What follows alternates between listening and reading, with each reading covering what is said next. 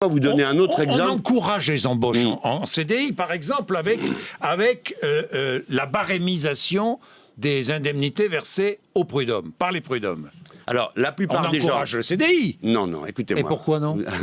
Vous êtes marrant, vous. Non, Alors, d'abord, personne n'a rien compris à ce que vous dites. Moi, je vais expliquer ce que c'est. Alors, expliquez. Alors, moi, je vais vous Ça veut dire qu'un patron qui ne respecte pas la loi, qui vous a foutu dehors dans des conditions illégales. Oui, illégales, monsieur Bourdin. Vous allez au prud'homme. Ouais, vous allez au prud'homme. Oui. Et le juge évalue ce que vous devez à la personne que vous avez foutu dehors dans des conditions illégales. Et là, on vient d'inventer, de dire oui, mais enfin bon, il faut quand même y mettre une limite, c'est illégal, mais on punit pas trop. Et donc, on n'en met pas plus que tant. Mais comme ça, le patron sait combien ça va lui coûter. Écoutez-moi, si jamais... je vais finir. Oui. Donc, le gars peut se dire à partir de là, toi, je te fous dehors, même dans des conditions illégales, puisque de toute façon, comme je sais combien ça va me coûter, salut, au revoir, je te jette dehors. On ne peut pas avoir une société de paix et d'organisation avec des mœurs pareilles. Il ne peut pas y avoir certains ont tous les droits et les autres en ont aucun. Parce que est-ce que vous réfléchissez une seconde pendant que vous parlez au sort de l'autre, c'est-à-dire celui qui est foutu dehors dans des conditions illégales, ça vous l'oubliez.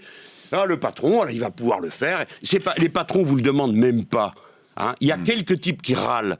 Pourquoi? Parce que c'est leur métier de faire ça. C'est les types des chambres de commerce qui exercent une justice privée en délégation de l'État et ainsi de suite. Vous voulez que je vous envoie dans ces tribunaux pour que vous voyez ce que ça donne? Bon, alors maintenant, ça suffit. Cette loi n'est pas bonne. Elle n'est pas bonne parce qu'elle fiche la pagaille et qu'elle est archaïque. Elle repose sur une vision du monde qui n'existe pas. Voilà ce que je dis. Il a été dit beaucoup d'erreurs, beaucoup de choses. Est-ce qu'on pourrait parler des pas erreurs? Les chefs d'entreprise ne peuvent pas licencier comme ils le souhaitent.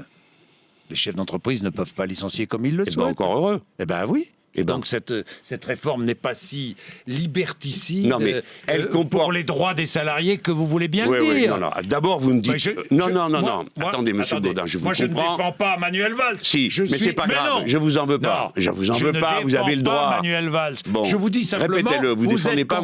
Oui. Mais vous êtes un conservateur. Non, oui, ça c'est vrai. Les acquis sociaux, je suis un conservateur. En effet, les blocages l'emportent. C'est Manuel Valls qui le dit. Oui, je sais bien que c'est Valls. Mais oui, je suis un conservateur des acquis sociaux. Vous savez pourquoi, monsieur Bourdin? Parce que tout ça, ça nous a pas été, c'est pas tombé du ciel un jour où les puissants faisaient la fête, a dit tiens allez, on donne aux manants quelque chose. Non, il a fallu tout leur arracher.